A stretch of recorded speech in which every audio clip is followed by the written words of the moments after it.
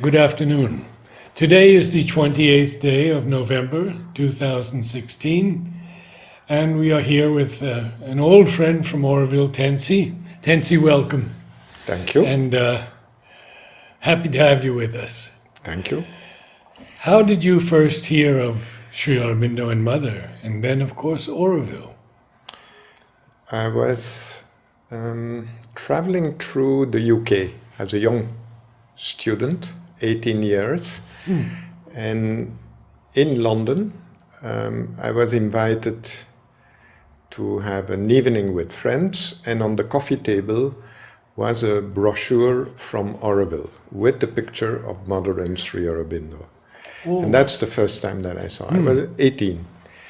And I noted down the address. I leafed into it, noted down the address, came back to my place in Belgium, wrote, got an answer from Switzerland, and that's where slowly the correspondence, they send us some brochure where... what I year think was this, Tency? 1968. Oh, I see. 1968, August. And the day that I found out that small brochure about Oroville must have been very close, either just before the 15th or after the 15th of August. It took a couple of years, and then when I was 21, I traveled overland to India. Did the whole tour of India and ultimately ended up in Pondicherry. Did you came from Belgium across where? Yeah. How did you Overland. go? Overland. Overland. With Like your own so vehicle? many young people did at that time. In a real hippie caravan. And ended up ultimately in Pondicherry.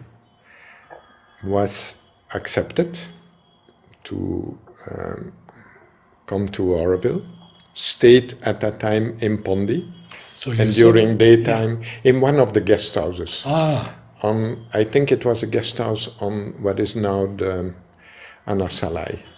There was an Oroville guest house at that time. I can't remember the name. It was full. Everybody had a room. I received the room. And then during daytime, we went to Oroville, did work, and came back in the evening. I did that for a couple of months and then moved ultimately, or a couple of weeks, I can't remember. But then ultimately I went and moved to Oroville and stayed with friends. now you saw Mother at Darshan? During that time, Mother was still alive. That was in 72. Right. I arrived in 71, 72. And on the 5th of March, I had that unbelievable experience of having a darshan with Mother. It was on a Sunday. Oh, a private? No. Inline. Inline, okay. I had asked at that time Shamsundar, and he arranged for it. So that was my experience, which was, I think, defining for the rest of The rest of your life. Of the life. I see. Of my life. I see. Just one glance at Mother. One meeting, we stood in line. I had a little single flower of aspiration, plumeria. What is the name of the... Psychological perfection. Psychological perfection. I forgot about it. Psychological perfection. We entered the room. I think she was seated down in a chair. The first image that I got was astonishment, because it was a very old lady bending over, listening, looking, not saying much. A couple of people before me, there was a young man with whom she tried to have a conversation. Then she asked some words to Champaklal, who was an attendant, together with several people. And she laughed. So I thought, wow, that's interesting. And then there was somebody else, and then it was my part to go in front of her. I don't think it took very long. I believe and I know that it was very intense, very intense. She looked very deep. I bowed down automatically. And after a while I thought, you had the feeling, yes, that's okay. Closed, and I went. Cycled back to Aspiration, where I was staying at the moment with Ruth. Ruth Loma. Yes, with Ruth, yes.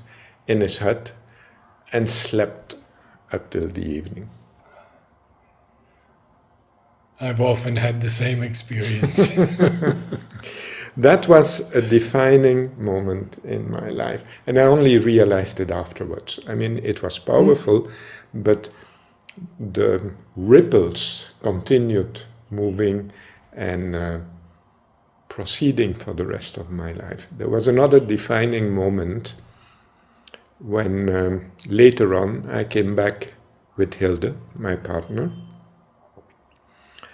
and we stayed for it was all very difficult at that moment in the end of the 70s, 77 and things like that. We were in the full dispute with Sri Aurobindo Society and things like that. And we managed to stay, we managed to build a house, we managed to regulate our visa, which was a kind of a miracle at that time. To regulate what? The visa. Oh, the visa. Yeah, because yes. we came on a tourist visa, and it was difficult to get an extension at that time. So that was all by grace taken care of. And just we had to go back after 2 years to our native country, Belgium, and there was a person who was called Narat, asked me, I go to see Nolini, would you like to join me? And I said yes. We had a few viewings of Nolini when we were staying in Park Guest House. He used to walk, come out of the car, walk, and then went back. And I remember very distinctively, Narat, you were looking for a paper, a land paper that you could not find back. At that time you were staying and living in the nursery, and you wanted to go and see Nolini to ask him to help to find that paper back, because it was a land dispute or something like that. Yes. And we both went to the ashram main building, went to Nolini's room. And these are all very strong impressions, because all the ashramite lived in small rooms, tiny rooms almost. There was a little desk, a chair, and a bed. Yes. And Nolini was not well. He was resting on his bed with his famous cap. Mm-hmm. And then you went in, I stood a little bit on the door, and you said, I brought my friend, the Aurovillian Tency, and he's going together with Hilde back to Belgium, and they would like to have your blessings. And then I was invited to come in front of him. He looked, again, very strong. He looked at me, and he told me, I know you. I know you very well. These words have been kept inside, but I still don't know what they mean. And it was very powerful, very mysterious, because on a rational level you ask me, what would be my connection with somebody which I never met in my life. And it was very powerful. I know you very well. So these were two encounters in the beginning of the Oroville experience, which are quite defining. Now you had to go back to Belgium. Yeah, but that was a very short span. That was for earning some money, 3 months, and then coming back to Oroville. It was a regular feature of many Orovillians at that time. Because there was no money. Financial situation was precarious, difficult. We lived on the same level actually as the villagers, nothing more.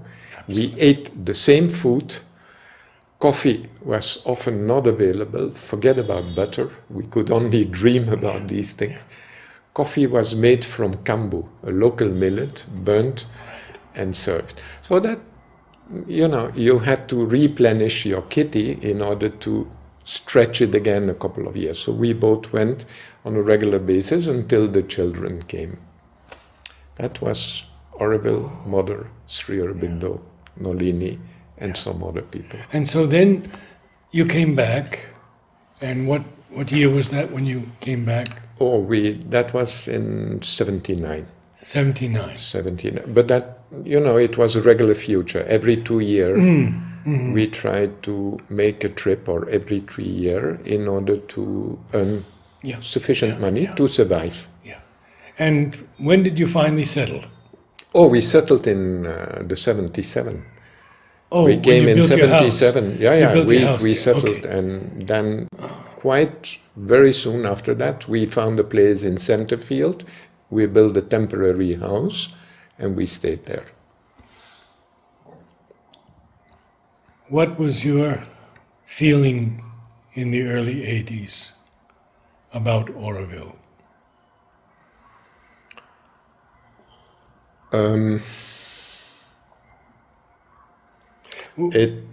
Could you define a little bit? Yeah, I will, because we don't have any negativity in our videos, because there's plenty in the world. No. But just an overall vision of how Mother had begun this great adventure.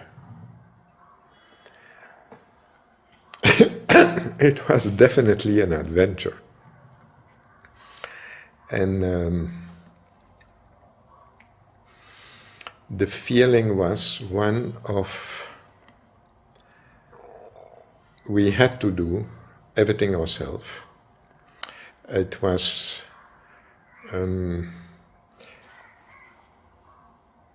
really the beginning stages where we just managed to do the basics, having a piece of land, fencing it off. Usually the most practiced activity was taking care of the land, planting, making sure that you had water, sometimes animals, and that created a kind of connection with most of the people who were living.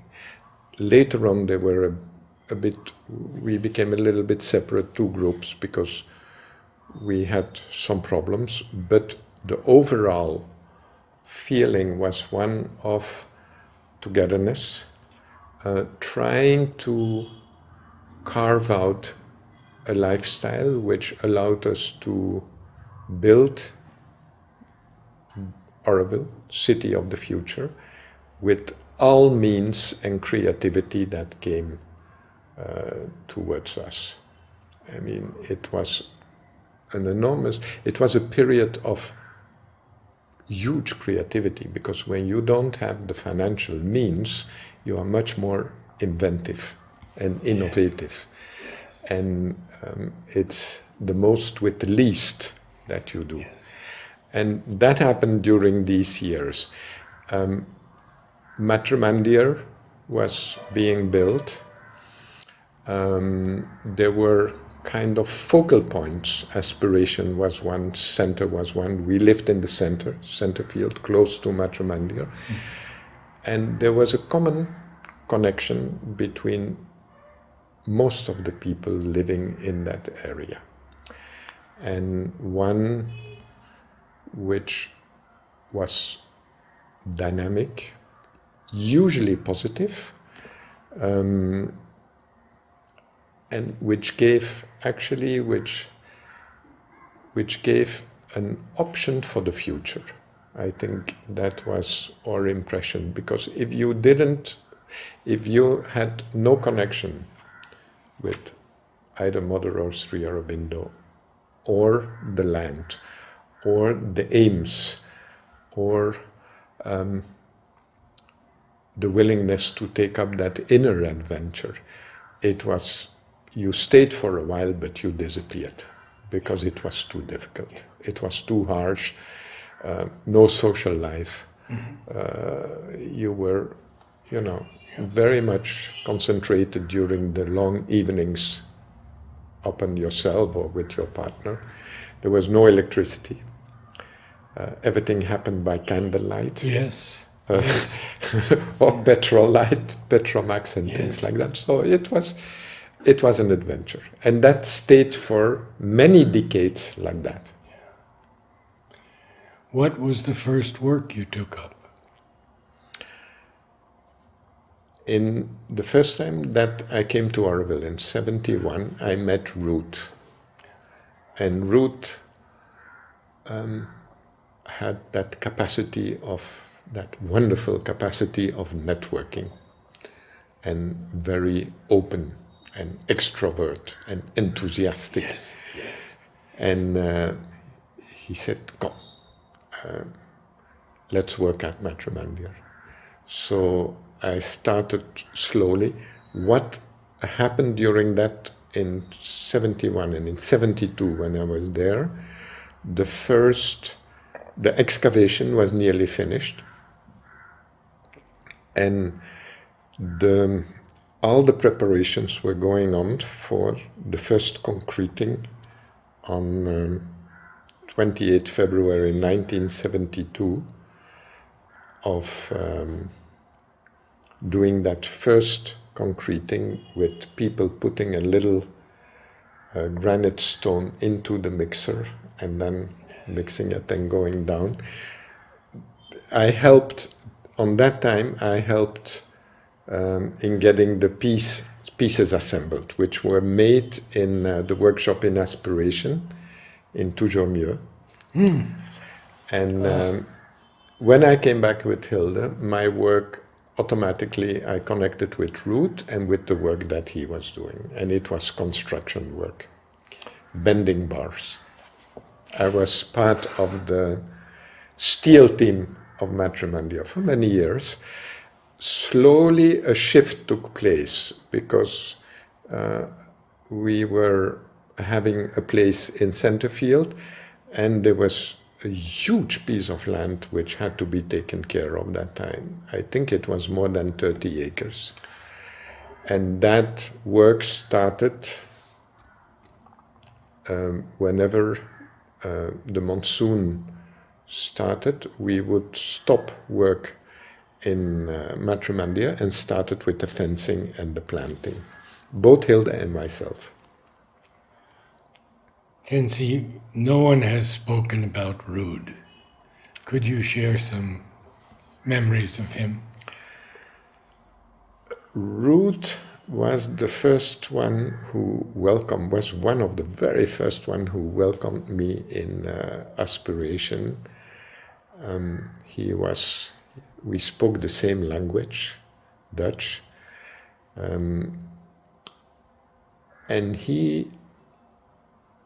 I stayed for quite some time in his hut together with him in Aspiration, and he initiated me in the workings of Auroville and the ashram.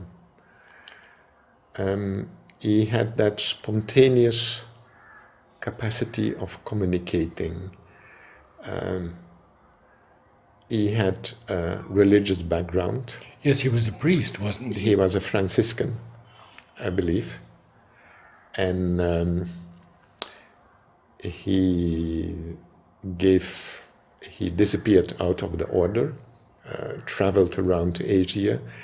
I believe, I'm not too sure, but he was previously either in India or Pakistan, and then got connected with Mother and Sri Aurobindo and Ashram and Auroville, and immediately took part in the first years of Auroville. He was a kind of a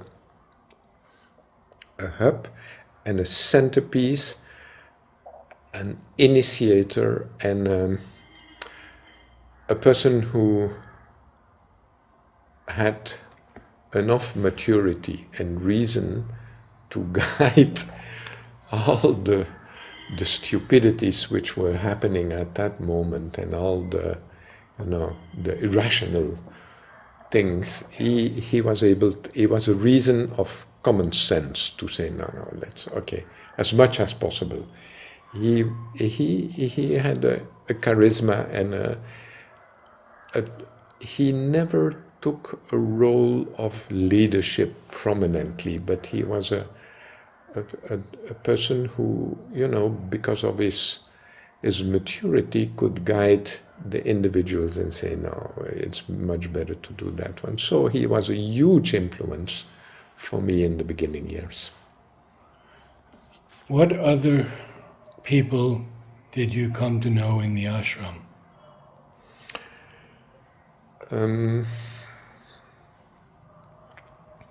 You remember my biggest contact in the ashram and my door in the ashram is Dr. Chamanal.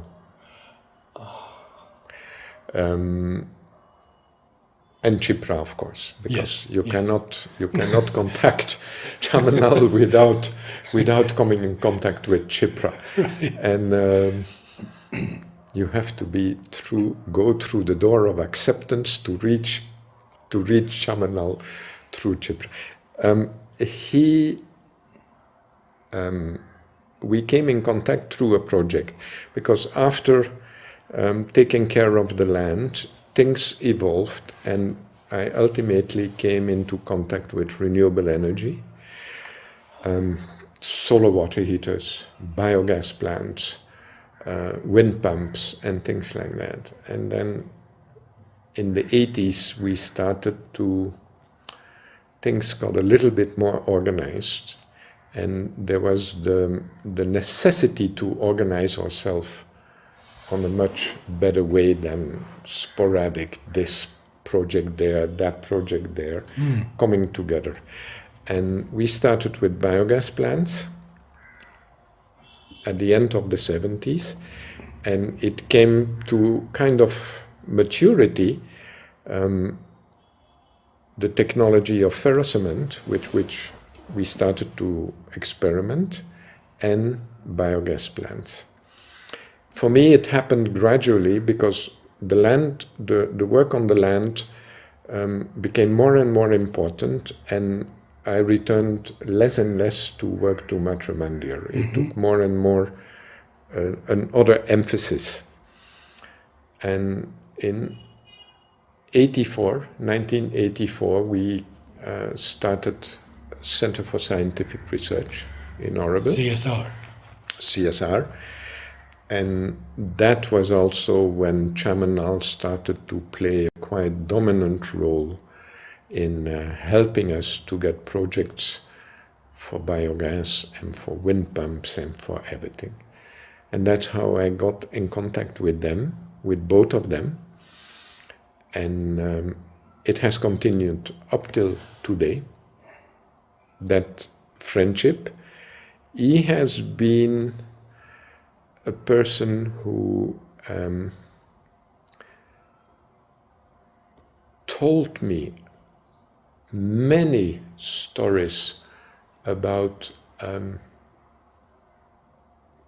the ashram mother, the disciples, the often gems about encounters that he had with Duman, Nirodbaran, Nolini, and things like that, who were passed on in a very casual way. never planned.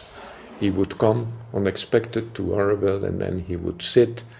We would have a meal together or something, and then the stories poured out, and that it was very important because he was a living testimony of that area, at least, and some of the things, the workings, which are for most of us very far now, they came out direct through his experience. I mean, Mother, his disciples, how it worked in the ashram and things like that. So he has been a very valuable connector for me with the ashram. What is your present work? I still work for CSR.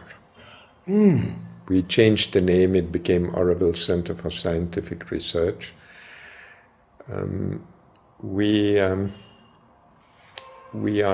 the research trust from Oroville, and on behalf of that organization, we initiate projects which are beneficial for bringing in sustainability, appropriate technologies within the community. We develop them, we test them, we try to make them mature technologies, something that we can use within the community. This is a full-time job that I've been taking up since '84. Is Shally part of this, or Shally is a different group? Shally is part of the social research of SIRE. SIRE, right, okay. SIRE. Yes. There are two entities recognized by the government. There is the Social Research Trust, which is the educational trust, and there is the Scientific and Industrial Research Trust, which is CSR. Now I know Orasil shared some of her work with Sukrit on solar. Could you share some things about energy and in Oroville? It started with very humble. It started with heating water, painting a pot black and putting in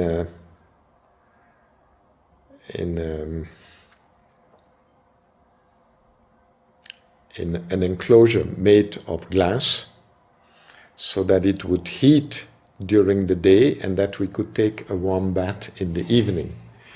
That was the very beginning. And then, of course, it evolved. In the 90s, we came into contact with solar. We found out the huge possibilities, but in the beginning it was very expensive. Today it's one of the sources which has the most potential, the easiest, and where the price has come down tremendously. So this is one of the most feasible renewable energy sources for Oroville. Wind is used still a tiny bit, but we have a very low wind pattern. We don't have the high winds. So wind generators are difficult to use, but wind pumps with multi-blades we can use. We just have enough wind for that one. Many people have installed solar panels as a backup. As a community, we rank as a user of quite a bit of solar power. We have extended that experience in sharing that knowledge and skill that we gained within the community of Oroville by doing and by experimenting and by fine-tuning these systems to the outside, which actually brings us in necessary funds to do other things. CSR was a pioneer in that one. We developed the solar water pump. Very successful. We placed about 2,000 pumps throughout India, the bulk in the north, in Punjab.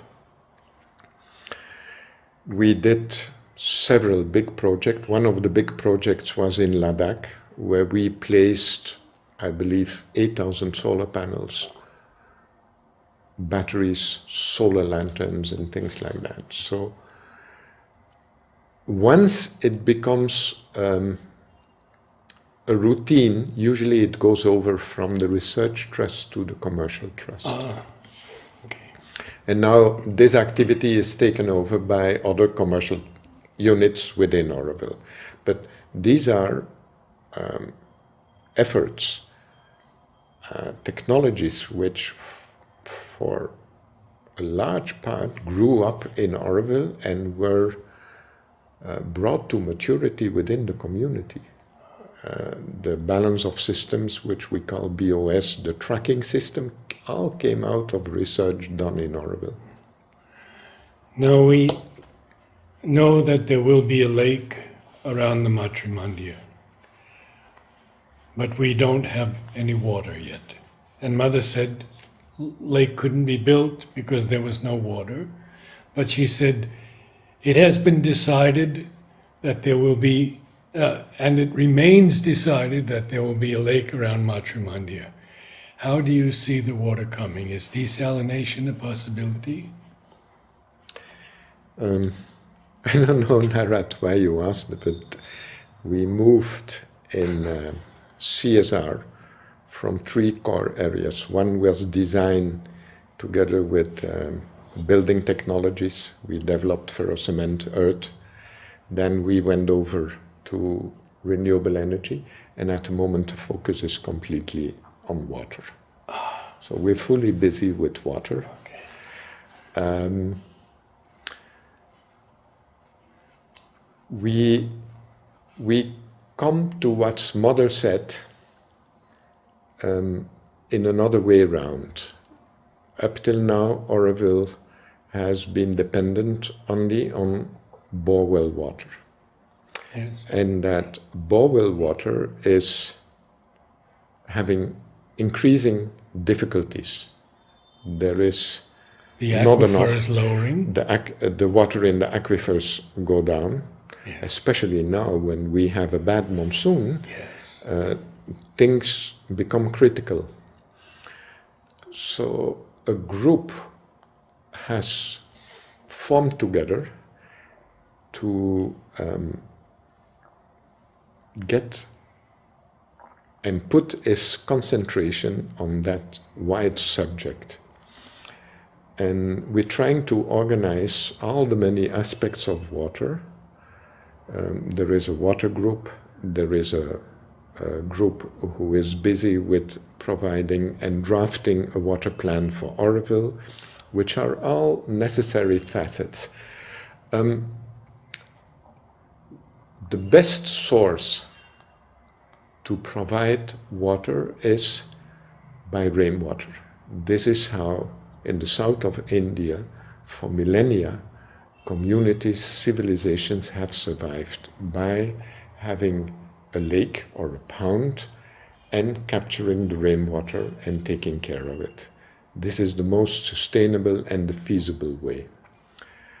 It has to, however, in an urban situation, it has to be planned and worked out properly, how we do that. We have to capture the runoff, the surface water, make sure that it ends into a lake. We have to make sure that there is not only one lake, but the overflow during the monsoon will be tremendous. So there should be a second and a third lake somewhere. And those lakes could supply water during the lean years to fill up the lake of Matrimandir. We slowly come towards the point that we see the wisdom in Mother's words. It was difficult to see before because speaking about the lake was kind of a science fiction in the situation where we were. But it makes so much sense what she said, to have a lake and a water provision for Oroville other than just the bore wells. The bore wells are not going to sustain us when we grow more and more. It is a limited capacity of water. Yeah. So we need to go to what we call in terms multi-sourcing, which means rainwater. Desalinization will be part of it, but given the high-tech nature of that technology, it would be, we believe, a waste to put that in a lake, while you have actually the opportunity to have water coming out of the sky, usually every year, and to fill up the water body. So we are trying to put order in that huge field of water by drafting all the topics which connect with water and which ultimately would lead us to the realization of a matramendial lake, which would have to fulfill the parameters of there is an occult reason why around a sacred building there is water. That's the easiest to fulfill. Water and temples and churches and mosques and whatever, and synagogue, it goes together. For some reason or the other, the element of water is always integrated in around the sacred place. So that is easy. That has to be fulfilled. There has to be the aesthetical aspect, which has to, around matrimandia, which has to be absolutely incorporated. Not easy, because in our tropical climate, standing water, which is not refreshed, has a problem with algae growth. Yes. And becomes not usable. The other aspect that we would like to incorporate is all the environmental necessities to make a water body dynamic. It cannot be a static water body. Yes. It has to, and if you have a water body, you have animals. You have wildlife, aquatic life. You have fish, frog, birds, everything. It attracts it. You cannot keep that away. There is evaporation. How do you, we have more than 1 centimeter a day of evaporation during the high summer. Water disappears. Lastly, we believe that Mother spoke also that the water would need to be used for the community of Oroville. That makes it very interesting, because it would create the need of a dynamic water body. Circulation. A circulation is necessary. Yes. All these things are being reflected upon. We start to study them. Some people have plans already to do it with high-tech means. We believe that it's good, that all the forces should come together. We hope that. But there are necessities to be taken care of. And unless these 4 major points fall together, and they will fall together in the end, the more energy we put into it, things, the puzzle pieces come together on the map. So we hope that in the next following years, the study will take shape and that we are able to start with small experiments. They have done already quite a bit of experiments on water catching in Matrimandia. This I wanted to talk to you about also, because so many people worked on bunding, on the canyons and check dams. How much has that helped? Huge help. It's an experience which very few people in India have, a practical experience, how to channel the rainwater, how to capture it in the lowest places, how to make use of it in the summer and for planting and all activities. This is a huge experience. And all these people, I think about Jaap in Ravenna, who is a very quiet person. Very. But he has an enormous insight and hands-on on this technique. Oh, And so we will have to work with capturing the rainwater where it falls and trying to bring it towards Matrimandir. The good thing about Matrimandir is that we are on an elevation, but behind Matrimandir there are 365 acres who are slightly higher. oh. 365 acres. Part of the green belt? No, within the city. Within the city. Behind Nandaman. We're working on the topographic details.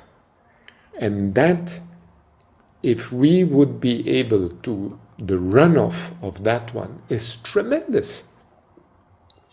So if we would be able to design within an urban landscape the channeling of the water so that part of it infiltrates, which is good, but there is always an excess. After several days of heavy rainfall, most of the water doesn't infiltrate anymore, but runs off. And that's how the canyons are formed.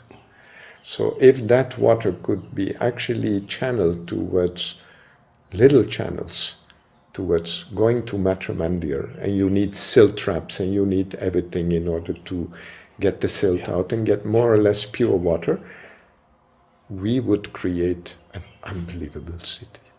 There would be so much water. There would be enough water. We have done the initial calculations in a report, and there is enough water to capture. We can actually provide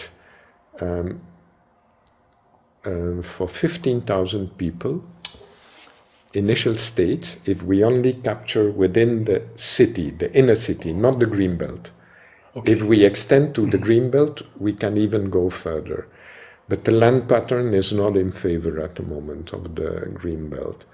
But on the inner city we could manage to supply water 95% on a yearly basis to 15,000 people without suffering. Would the level of the Matrimandir Lake change a lot? Ultimately, it will change because you take out the water for consumption. Yeah. Ultimately, the effect of evaporation would also have an effect of it.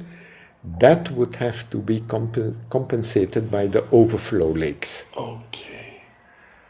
There is a kind of a rudimentary structure which is not completed. There is an outlet pipe to a lower place near the nursery. The amphitheater has an overflow towards the nursery. Okay. And there is a place which in a good monsoon fills up very rapidly there. So it's worthwhile to keep those experiments, to improve on these initial experiments that were done and try to come to a more realistic, scientific model. We ultimately have to move first to a model in order to make Matrimandir Lake possible. It's a huge challenge. It's a huge challenge. But I do believe that the button is pushed. Good news. Very good news, yes. So the water that's coming from the rains, I was told that no more topsoil goes into the sea. Is that correct?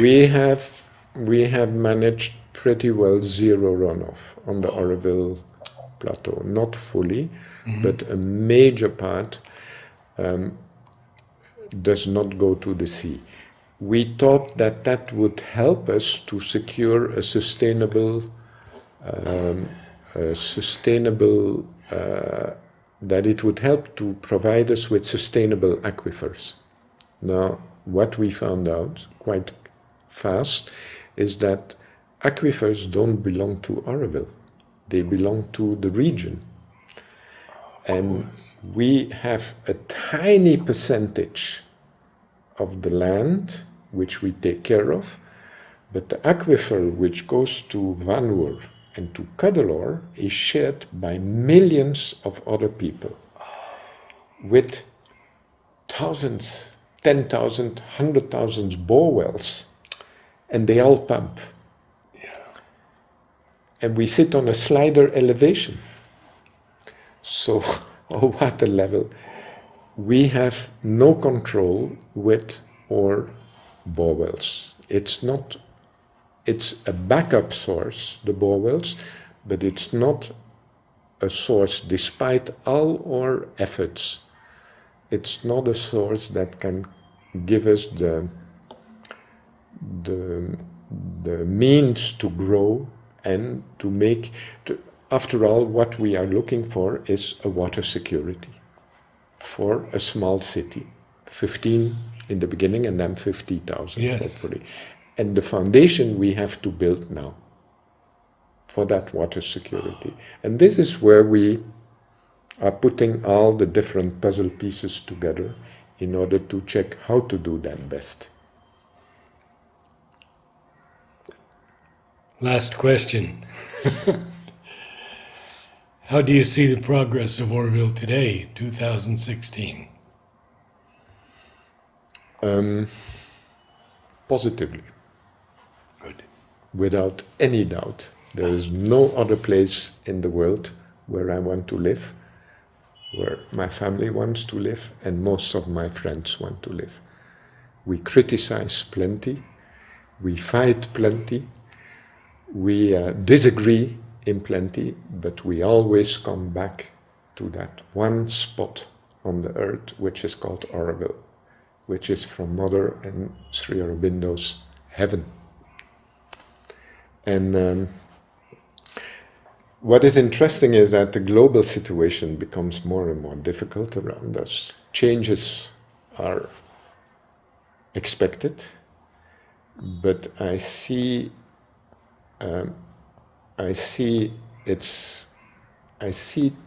good things happening in Oroville, is that we are forced to come where we have to work, actually, to combine the inner sustainability with the outer sustainability. And the inner sustainability comes first, because that will be the one, when you have established that one, it will help you with the outer sustainability, and not in reverse. Because on the outside we do the reverse. We start with the outer sustainability and we think that the inner will come. It has to go on the other side. You change, and we have given the possibility of experimenting with that change, that necessary change on behalf of humanity. And how, another question, how is the work going with the local villages and the Tamil people who have joined you in Oroville? Some of them excellent, other ones more difficult.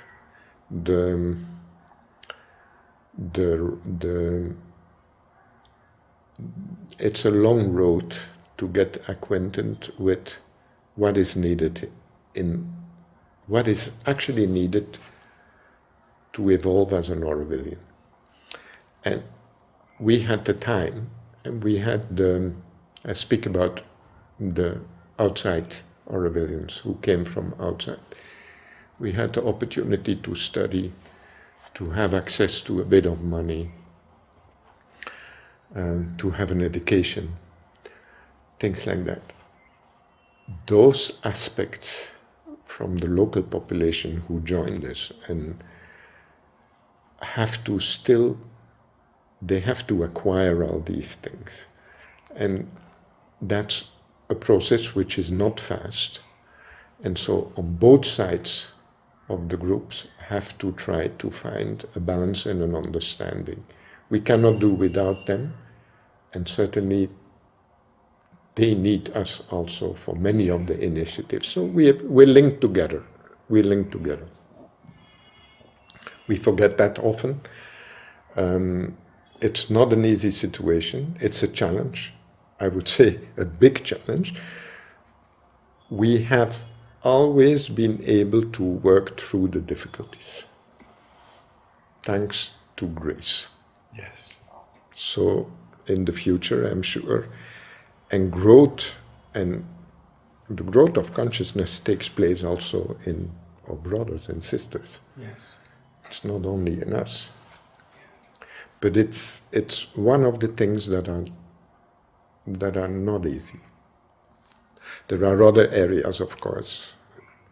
Financially, it's becoming much more difficult. You need to sustain yourself. You need to find an income which is more or less providing you to do the activities in order. These are all challenges, which slowly we work out. Honesty is essential in these things. Otherwise, we don't make it. Tency, thank you so much. Thank you, Narat. It's a wonderful, pleasure. Wonderful